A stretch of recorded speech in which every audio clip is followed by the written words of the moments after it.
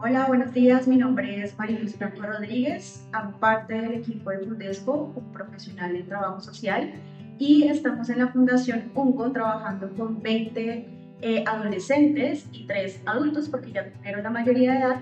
Y esta semana hemos hecho un ejercicio súper bonito que es hacer todo el proceso de fortalecimiento y prevención de violencias, en donde ellos fortalecieron su conocimiento en violencias, por ejemplo, de tipo sexual, en violencia intrafamiliar, en violencia también de acoso escolar y cibernético, que son las violencias, digamos, en las que ellos están más inmersos.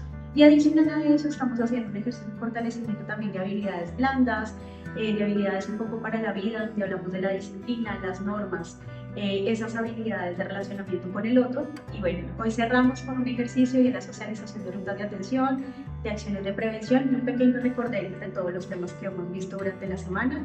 Así que gracias.